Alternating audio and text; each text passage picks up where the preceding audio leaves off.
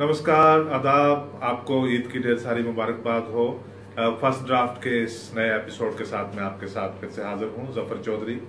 सत्यपाल मलिक साहब कौन है? कल पता चला कि मरकज ने उनको जम्मू कश्मीर का नया गवर्नर अपॉइंट कर दिया गया है। एनएन वोरा साहब का 10 साल का टर्म जून में ही खत्म हो गया था। अब सत्यपाल मलिक साहब हमारे नए गवर्नर होंगे। लेकिन ये साहब हैं कौन? बिहार के गवर्नर थे लास्ट ईयर से। रामनाथ कोविंद साहब को इन्होंने वहां पे रिप्लेस किया जब बीजेपी ने डिसाइड किया उनको फील्ड करने के लिए for the position of president of India. तो बिहार में वहां पे गवर्नर में राजभवन की पोजीशन खाली हुई, तो वहां पे सत्यपाल मलिक साहब को भेज दिया गया। 2004 से इंतजार कर रहे थे कि बीजेपी में बैठकर कि कोई किसी पोजीशन के लिए, तो उनको वहां पे एक इम्पॉर्टेंट जगह पे लगा दिया गया। अब जम्मू कश्मीर में आ रहे हैं। अहमियत क्या है? कहते हैं कि 51 साल में पहली बार जम्मू कश्मीर में एक सियासी गवर्नर आ रहा है। मेरे ख्याल से 51 साल में नहीं, 1947 से लेकर पहली बार जम्मू कश्मीर में एक पॉलिटिकल बैकग्राउंड से गवर्नर आ रहा है। उसकी वजह यह है कि अगर हम पीछे देखें कि कौन कौन गवर्नर यहाँ पे थे, तो सबसे पहले तो 1947 का वो लम्हा याद करना पड़ेगा हमें जब मोनार्किक सिस्टम ऑफ गवर्नेंस से डेमोक्रेसी की तरफ जब कदम लिया, तो महाराजा हरि सिंह से जो ट्रांसफर ऑफ पावर है शेख अब्दुल्ला की तरफ गई, तो it was not a complete transfer of power. उस वक्त एक डायआर्किक गवर्नमेंट का निजाम यहाँ पे हुआ करता था, जो 1949 तक इसी तरह से चला। कुछ पावर्स हरि सिंह साहब के पास, कुछ शेख अब्दुल्ला के पास। 1949 में जब highly controversial and also painful circumstances में जब हरि सिंह साहब यहाँ से दिल्ली चले गए और उसके बाद कभी वापस नहीं आए, तो उनकी एब्सेंस में डॉक्टर करण सिंह को एज रिजेंट अपॉइंट किया गया। उस वक्त उनकी उम्र महज 19 साल थी। अब रिजेंट की कोई बहुत ज्यादा कॉन्स्टिट्यूशनली डिफाइंड पावर नहीं होती, पर 1952 में डॉक्टर करण सिंह को सदर रियासत इलेक्ट किया गया। सदर रियासत मानी आज जो पोजीशन गवर्नर की है, इसको तब सदर रियासत कहा जाता था, और जो आज पोजीशन चीफ मिनिस्टर की है, इसको तब आज प्राइम मिनिस्टर कहा जाता था। तो करण सिंह साहब 1952 से लेकर 1965 तक सदर रियासत बने रहे। इसी दौरान हमारी कॉन्स्टिट्यूएंट असेंबली भी बैठी और हमारे कॉन्स्टिट्यूशन ने भी शेप अख्तियार की। 65 को ज्यादातर याद किया जाता है इसलिए कि उस साल इंडिया की और पाकिस्तान की जंग हुई थी। लेकिन एक और बड़ी इंपॉर्टेंट चीज है जिसको इस डिस्कशन से इग्नोर किया जाता है। It was in this year that any national political party opened up its first ever branch in Jammu and Kashmir. Sheikh साहब के बाद नेशनल कॉन्फ्रेंस की कुछ आइडियोलॉजिकल कमिटमेंट भी और शक्ल और सूरत भी तब्दील हो चुकी हुई थी। उसके बाद इसी में से बहुत सारे लोगों ने एक शेप अप किया डेमोक्रेटिक नेशनल कॉन्फ्रेंस, लेकिन तालमेल सारा कांग्रेस में था, मरकज में कांग्रेस थी, और इसको मजाहिया तौर के ऊपर यहाँ पे जो इनके क्रिटिक्स थे वो उनको कांग्रेस की ही एक branch, a rose known by another name, ऐसे करके इसको याद किया करते थे। तो 65 में जब कांग्रेस ने यहाँ पे अपने पैर जमाने शुरू किए, तो एक और था, जैसे आज हमें जो हमारे दोस्त होते हैं बीजेपी में या कुछ बाकी पार्टियों में, तो वो कहते हैं कि जी हम जम्मू कश्मीर का ग्रेटर इमोशनल और constitutional integration with the union of India, उसकी तरफ कदम बढ़ा रहे हैं। ये कदम तो 1947-48 से ही बढ़ते जा रहे थे। तो इसी की एक कड़ी थी कि 65 में यहाँ पे जो प्राइम मिनिस्टर की और सदर रियासत की जो डेजिग्नेशन है, उसको चेंज करके चीफ मिनिस्टर और गवर्नर की डेजिग्नेशन बना दी गई, ताकि ये मुल्क में बाकी रियासतों के साथ बिल्कुल हमवार हो जाए। तो उस सूरत में करण सिंह 65 में बन गए जम्मू कश्मीर के पहले गवर्नर। 67 तक ये गवर्नर रहे, और इनको ये भी एजाज हासिल है कि जम्मू कश्मीर के स्टेट सब्जेक्ट, बतौर स्टेट सब्जेक्ट, ये पहले और आखिरी गवर्नर यहाँ पे थे। करण सिंह साहब को रिप्लेस किया भगवान सहाय ने। एक इंडियन सिविल सर्विसेज के ऑफिसर थे, बहुत ही मजे हुए ब्यूरोक्रेट थे, बड़ी बड़ी पोजीशंस के ऊपर उससे पहले काम कर चुके थे। और इंडियन सिविल सर्विसेज जो IAS का इक्विवेलेंट होता था बिफोर 1947, उस सर्विस से ये बिलोंग करते थे। भगवान सहाय साहब के भाई साहब विष्णु सहाय भी असम के गवर्नर रह चुके हुए हैं। इनको रिप्लेस किया 1973 में लक्ष्मीकांत झा साहब ने, जिनको पॉपुलरली LK झा कहा जाता था। और झा काफी देर तक 81 तक यहाँ पे रहे। इनका जो दौर है उसमें बड़ी इंपॉर्टेंट पॉलिटिकल डेवलपमेंट्स यहाँ पे हुई। झा के दौरान ही 1974 में इंदिरा शेख एकॉर्ड भी हुआ और उसके बाद 1975 के शुरुआत में शेख अब्दुल्ला साहब वापस लौट कर आए यहाँ पे और चीफ मिनिस्टर बने। बड़ी दिलचस्पी की बात है, ये शायद आज के हिंदुस्तान में या आज की दुनिया में इस तरह से मुमकिन नहीं होता है कि ये भी एक डील थी कि इलेक्टेड असेंबली थी कांग्रेस की, इक्तदार उनको हासिल था, चीफ मिनिस्टर कांग्रेस के यहाँ पे बैठे हुए थे। जब ये इंदिरा शेख एकॉर्ड हो गया तो उस एकॉर्ड के तहत उन्होंने चीफ मिनिस्टर साहब को इस्तीफा देने के लिए कहा, असेंबली वही रही और चीफ मिनिस्टर नेशनल कॉन्फ्रेंस के आ गए। जो एक हमारा सीरीज जम्मू कश्मीर के ऊपर आने वाली है, the making of the Kashmir conflict, उसमें ये एक पूरा एपिसोड हम आपके साथ जरूर शेयर करेंगे। आज इसके ऊपर इतना ही। झा साहब के दौरान ही 77 के इलेक्शन हुए और शेख साहब दोबारा पावर में आए। इन्होंने एक किताब लिखी थी, nice guys finish second, nice guys finish second. जो भी लोग जम्मू कश्मीर के मामलात में दिलचस्पी रखते हैं उनको मैं बड़ा स्ट्रांगली रिकमेंड करता हूं कि इस किताब का मुताला जरूर करें। मैंने ये किताब दिलचस्पी से पढ़ी, इसमें से एक चीज निहायत ही मुझे पसंद आई जो मेरे जहन से कभी उतरती नहीं है। ये कहते हैं कि जब ये गवर्नर बन के आए तो इनसे मिलने के लिए टाइगर आए। टाइगर कौन है? करण सिंह साहब को इंदिरा गांधी प्यार से टाइगर बुलाया करती थी और वो उनके सारे कंटेम्परेरीज जो थे वो उनको एक लंबे अरसे तक टाइगर के नाम से ही याद करते थे। अब क्योंकि टाइगर सदर रियासत भी रह चुके थे और गवर्नर भी रह चुके थे तो झा साहब को लगा कि इनसे जरा समझा जाए कि पेचीदगियां क्या हैं, मामलात क्या हैं और एडवाइस क्या है इनकी। करण सिंह साहब ने कहा कि हमारे आबाओ अजदाद ने, हमारे एंसेस्टर्स ने जो ये तश्कील दी है रियासत Jammu and Kashmir, one of the most difficult states, ये एक बड़ा अननेचुरल सा अलायंस है जिसको उन्होंने शायद ब्रूट पावर के साथ उन्होंने होल्ड करके रखा 101 साल।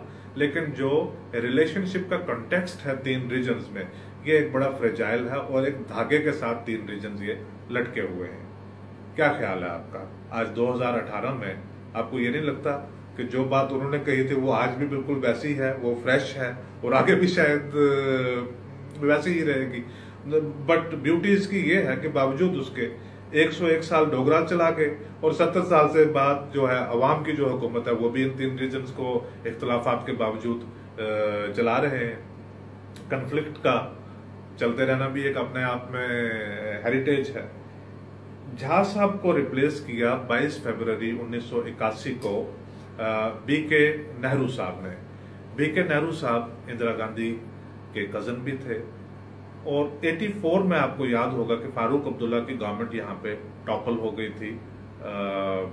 नेशनल कॉन्फ्रेंस के कुछ लोगों ने रिवॉल्ट कर दिया था, कांग्रेस के साथ मिलके GM शाह साहब की गवर्नमेंट बन गई। बीके नेहरू साहब ने भी बाद में एक किताब लिखी और उसमें उन्होंने बताया कि इंदिरा गांधी की तरफ से बेहद प्रेशर था उन पे कि वो मदद करें फारूक अब्दुल्ला की गवर्नमेंट को टॉपल करने में, लेकिन ऐसा उन्होंने करने से इनकार कर दिया कि राजभवन को उन्होंने किसी सियासी मकसद के लिए इस्तेमाल नहीं होने दिया, ऐसा बीके नेहरू साहब का क्लेम है। तो लिहाजा 26 अप्रैल 24 या 25 अप्रैल 1984 को बीके नेहरू साहब को रिकॉल कर लिया गया और जगमोहन को गवर्नर बना दिया गया। अब जगमोहन साहब तो बाद में बीजेपी में भी गए, फिर वो एक उनकी अलग आइडेंटिटी बनी कि उस वक्त जगमोहन की पहचान एक मुख्तलिफ थी। इंडियन सिविल सर्विसेज थे वो, से तो वो थे ही, ब्यूरोक्रेट थे, लेकिन वो इंदिरा गांधी के जो सबसे करीबी पॉलिटिकल लेफ्टिनेंट और उनके बेटे संजय गांधी के बहुत करीब थे। तो लिहाजा उसको उस तरीके से भी देखा जाता है कि उन्होंने सबसे खास ट्रस्टेड किसी आदमी को यहाँ पे भेजा। जगमोहन आए और फारूक अब्दुल्ला की गवर्नमेंट भी टॉपल हो गई। जगमोहन का 1984 से लेकर 1989 तक का जो दौर था और उसके बाद दोबारा भी वो एक बार गवर्नर बनकर यहाँ पे आए। ज्यादा मैं उसमें तफसील में नहीं जाना चाहूंगा। जब हम गवर्नरों को और चीफ मिनिस्टरों के ऊपर एक एपिसोड आपके साथ हम लेकर नई सीरीज लेकर आएंगे तो उसमें हम आपसे जिक्र करेंगे तफसील में जगमोहन साहब के दौर का। जगमोहन साहब जितने ज्यादा कंट्रोवर्शियल यहाँ पे थे बतौर गवर्नर, उतना ही उनको याद किया जाता है एडमिनिस्ट्रेटिव रिफॉर्म्स के लिए, बेहतर गवर्नेंस की जो कोशिशें उन्होंने की हैं उसके लिए भी याद किया जाता है। मैं तो माता वैष्णो देवी श्राइन बोर्ड आज एक बहुत बड़ा इंस्टीट्यूशन है, उसकी भी तश्कील उन्होंने दी थी, लेकिन जैसे मैंने गुजारिश किया कि इसके ऊपर हम तफसील से किसी दिन बात करेंगे। जगमोहन साहब के ही दौरान हम ये ना भूलें कि 1987 के इलेक्शंस की रिगिंग भी हुई थी, जिसको कहा जाता है the original sin in making of the present shape of conflict in Kashmir. इनको रिप्लेस किया 89 में जनरल केवी कृष्णा राव, जो आर्मी के चीफ रह चुके थे, लेकिन कृष्णा राव साहब का दौर बहुत कम रहा। फिर जगमोहन साहब को वापस लाया गया 1990 में। बहुत सारे हादसा उस दौरान कश्मीर में हुए थे, लिहाजा कुछ ही महीने जगमोहन यहाँ पे रहे और इनको फिर से रिप्लेस किया गया। 26 मई 1990 को रॉ के साबिक chief research and analysis wing, जो इंडिया की एक्सटर्नल इंटेलिजेंस एजेंसी है, उनके साबका चीफ गिरीश चंद्र सक्सेना, जिनको प्यार से गैरी सक्सेना भी कहा जाता है, हाल ही में उनकी मौत भी हुई है। और सक्सेना साहब 93 तक रहे। फिर केवी कृष्णा राव साहब फौजी, उनको वापस लाया गया यहाँ पे कि क्योंकि मिलिटेंसी वगैरह भी काफी ज्यादा थी उस वक्त। और फिर सक्सेना साहब का दौर फिर से वापस 98 में एक बार फिर सक्सेना साहब को लाया गया, उन्होंने कृष्णा राव को दोबारा रिप्लेस किया। Krishna Rao, we should not forget, उनके दौर में यहाँ पे जम्मू कश्मीर में 6 साल के पॉलिटिकल वैक्यूम के बाद नए इलेक्शन हुए और फारूक अब्दुल्ला साहब की गवर्नमेंट यहाँ पे बनी। वो एक ट्रिब्यूट उनको जरूर जाता है कि किस तरह से सक्सेसफुल उन्होंने एडमिनिस्ट्रेशन भी यहाँ पे चलाई और उसके बाद इलेक्शन भी करवाए। गैरी सक्सेना वापस आ गए 98 में और 2003 तक रहे। 2003 में नए गवर्नर आ गए यहाँ पे, जनरल एस के सिन्हा।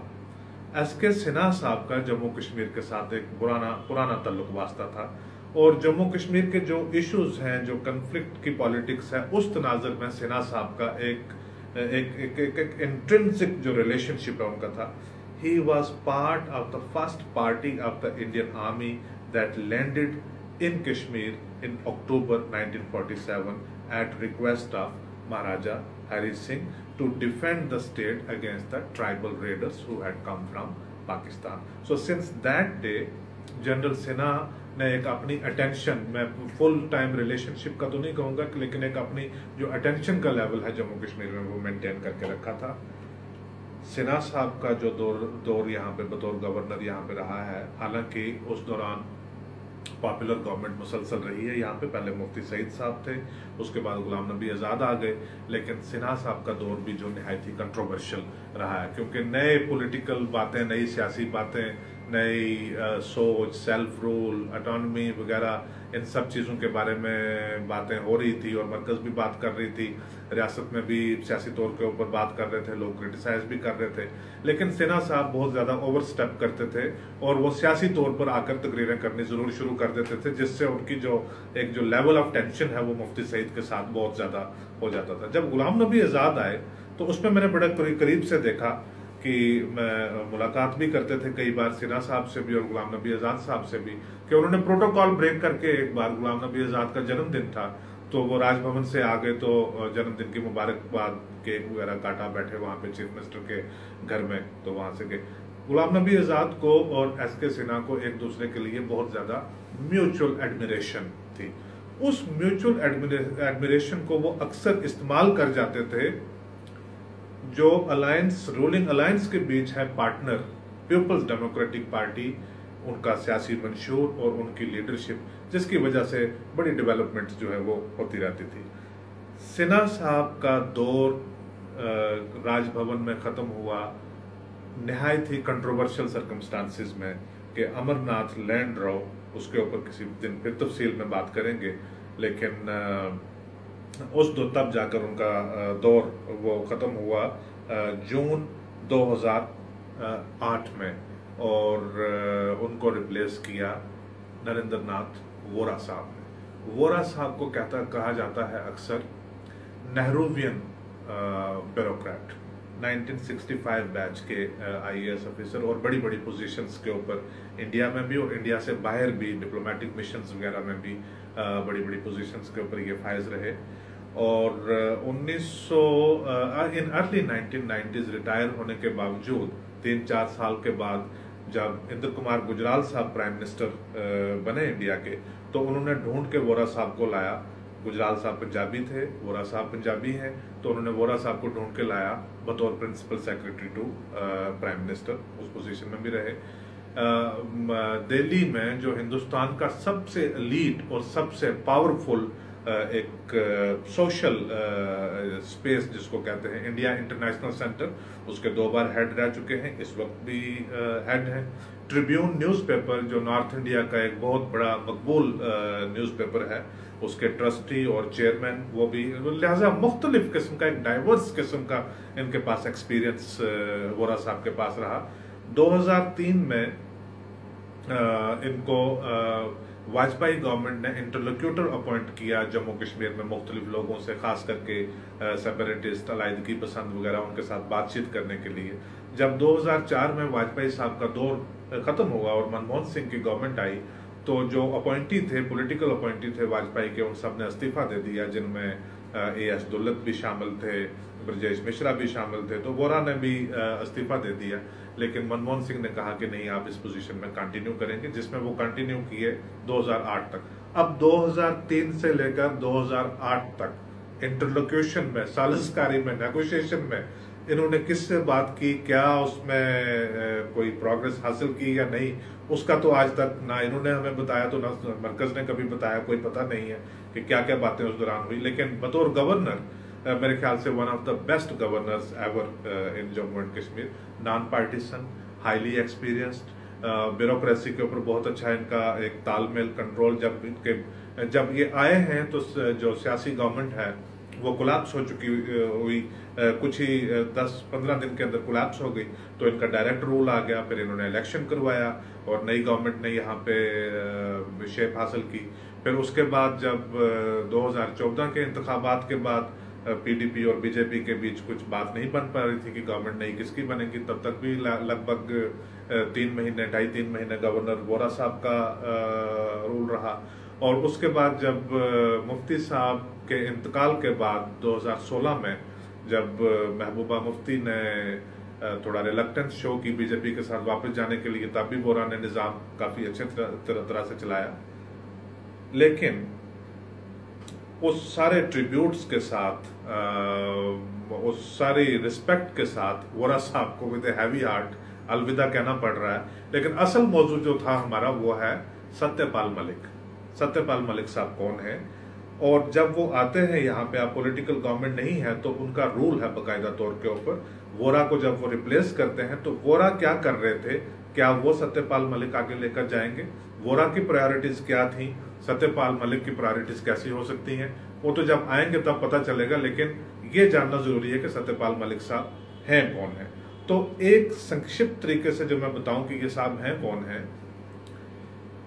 ये एक पॉलिटिकल माइंड है। He is a politician, A thorough politician. Political career होना एक अलग बात है, लेकिन पॉलिटिशियन होना, सियासी दिमाग, सियासी जहनीयत रखना, वो एक अलग बात है।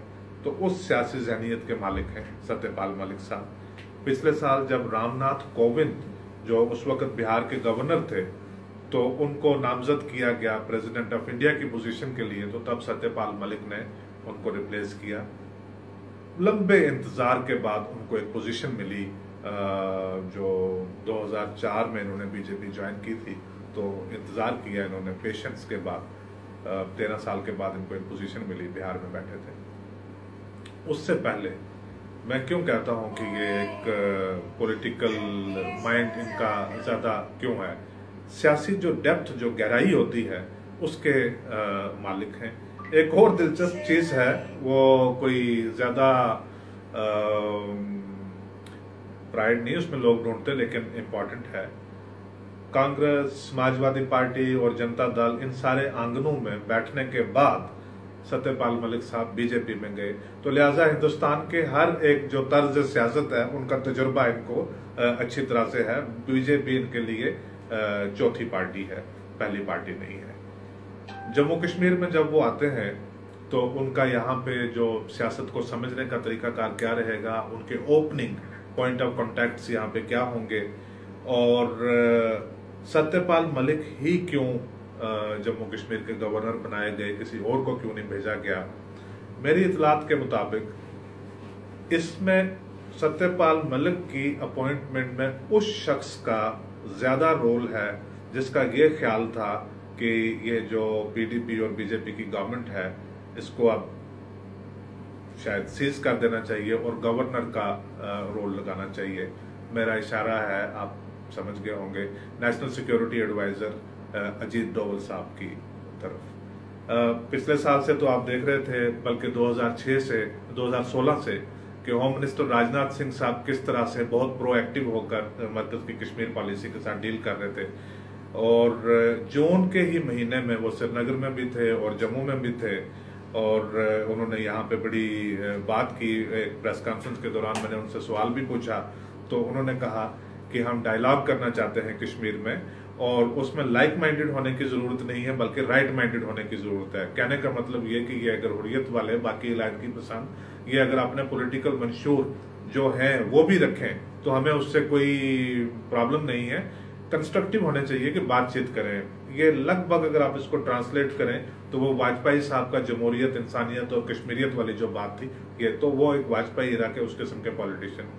लेकिन 7-8 दिन के बाद पता चला कि बीजेपी ने तो सपोर्ट वापस ले ली है और महबूबा मुफ्ती की गवर्नमेंट गिर गई है और एक पॉलिटिकल वैक्यूम ज्यादा हो गया है। तो जो बीजेपी के लोग दिल्ली में गए उनसे भी बातचीत होकर पता चला है कि शायद इसमें ज्यादा जो एक राय थी वो डोवल साहब की उस वक्त ज्यादा थी कि एक नया तरीका वहां पे अप्लाई करके देखते हैं कि उससे सिचुएशन में कैसे तब्दीली आ सकती है। डोवल साहब मोदी गवर्नमेंट में डायरेक्ट कश्मीर पॉलिसी को वहां पे हैंडल करते हैं। सत्यपाल मलिक और अजीत डोवल लगभग हम उम्र तो है ही हैं, लेकिन एक ही कॉलेज से दोनों आते हैं और इनका एक जो ताल्लुक वास्ता है, एक जान पहचान है, ये कॉलेज के वक्त से चली आ रही है। तो अगर डोवल साहब उन लोगों में शामिल थे together with Amit Shah and prime minister Modi, जिनका ये ख्याल था कि हमें विड्रॉ करना चाहिए जम्मू कश्मीर से और गवर्नर रूल वहां पे नाफिज करना चाहिए, तो वो फिर डोवल साहब ही हो सकते हैं जो बेहतर समझ सकते हैं कि अब अगले गवर्नर वहां पे कौन होने चाहिए। 2-3 इंपॉर्टेंट चीजें सत्यपाल मलिक के बारे में और जिनसे पता चलता है कि वो उनकी सियासी ज़हनियत किस अंदाज की है। सबसे अहम तो ये है कि ये, जैसे मैंने जिक्र किया कि भाजपा, बीजेपी इनके लिए चौथी पार्टी थी। कांग्रेस में भी ये थे, समाजवादी पार्टी में भी थे, जनता दल में भी थे, और उसके बाद ये बीजेपी में आए। तो इन सारी पार्टीज में थोड़ा थोड़ा एक अंदाजा लग जाता है कि आप हिंदुस्तान में किस रियासत में जाकर क्या चीज आपको करने की जरूरत है और कैसे आप सक्सेसफुल रह सकते हैं। एक इम्पॉर्टेंट चीज, जन मोर्चा, जिसके मुफ्ती मोहम्मद सईद को फाउंडर थे under the aegis of VP Malik, Satyapal Malik भी मुफ्ती सईद के साथ उसके को फाउंडर थे। तो लिहाजा महबूबा मुफ्ती जब राजभवन जाएंगी तो उनको ये नहीं महसूस करना पड़ेगा कि वो किसी स्ट्रेंजर से मिलने के लिए जा रही हैं, वो अपने वालिद के एक पुराने साथी से मिलने जा रही होंगी। और फारूक अब्दुल्ला साहब, जिन्होंने एक तवील अरसे तक सियासत हिंदुस्तान में की है, और क्योंकि सत्यपाल मलिक वीपी सिंह की गवर्नमेंट में जब फारूक अब्दुल्ला जम्मू कश्मीर के चीफ मिनिस्टर थे और बहुत क्रिटिकल इश्यूज यहाँ पे चल रहे थे, उस वक्त वो पार्लियामेंट्री अफेयर्स के मिनिस्टर ऑफ स्टेट थे मरकज में। तो फारूक अब्दुल्ला के साथ तब से और उसके बाद की खासी जान पहचान एक मलिक साहब को जरूर रही होगी। तो ये कुल मिला के एक जो है, ये दो पॉलिटिकल पार्टीज हैं, अगर इनके साथ एक आपकी अच्छी ओपनिंग शुरू हो जाती है तो जब पॉलिटिकल गवर्नमेंट के एब्सेंस में जब आप यहाँ पे सिस्टम को चलाते हैं, मेरे ख्याल से वो एक काफी बेहतर कदम साबित हो सकता है। दूसरा ये है कि ये एक नर्म तबीयत के होंगे या सख्त गिर होंगे, दो चीजें। ये किसी के साथ डायलॉग वगैरह, जिस तरह से मरकज ने बहुत बार इंडिकेट किया, जब गवर्नमेंट से विड्रॉ करने के बाद भी राम माधव ने कम से कम 3 बार आज तक कहा है कि हमने गवर्नमेंट से विड्रॉ किया है, जम्मू कश्मीर से विड्रॉ नहीं किया। कोई पीस प्रोसेस, डायलॉग और जो चीजें हम पहले इंडिकेट कर रहे थे उनके साथ हम कमिटेड हैं, हम अब भी वो करना चाहते हैं। क्या सत्यपाल मलिक के दौरान किसी किस्म का कोई डायलॉग रिज्यूम हो सकता है? तो इसमें मेरा जवाब हाँ में भी है और ना में भी है। Satyapal Malik will be amendable कि किस तरह से उनको एक एडवाइस मरकज से आती है और किस तरह से उसको वो आगे से इम्प्लीमेंट करते हैं, वो इस तरह से थोड़ा फ्लेक्सिबल मेरे ख्याल से वो राजभवन में रहेंगे। वोरा साहब उतने ज्यादा फ्लेक्सिबल नहीं थे। ये बहुत सारे फैसले मरकज से मशवरा किए बिना गवर्नर की पावर्स को, कॉन्स्टिट्यूशन को मद्देनजर में रखते हुए ये फैसले ले लिया करते थे। उनमें से कई फैसले मरकज को पसंद आते थे और कई फैसले मरकज को नहीं पसंद आते थे। मेरे ख्याल से सत्यपाल मलिक साहब ऐसा नहीं करेंगे। वो मरकज से पहले समझेंगे कि उनकी क्या प्रायोरिटीज हैं इस वक्त, और एक कंसल्टेशन का प्रोसेस है वो रेगुलरली चलता रहेगा। लेकिन इतना मैं यकीन के साथ जरूर कह सकता हूं कि जो रीजनल पॉलिटिकल पार्टीज हैं या और इम्पोर्टेंट जो पॉकेट्स ऑफ इन्फ्लुएंसेस हैं, उनके साथ इनका जो एक प्रोसेस ऑफ कंसल्टेशन है वो जरूर बहुत बेहतरीन तरीके से चलता रहेगा। आखिर में गवर्नर की जो एडमिनिस्ट्रेशन इस वक्त है, उसकी जो शक्ल सूरत है, क्या यही सत्यपाल मलिक साहब के दौर में भी रहेगी? जिस तरह से मिनिस्टर्स की जो टर्म है that is coterminous with the term of the chief minister, more और लेस एडवाइजर्स की टर्म भी coterminous with the term of the governor होती है।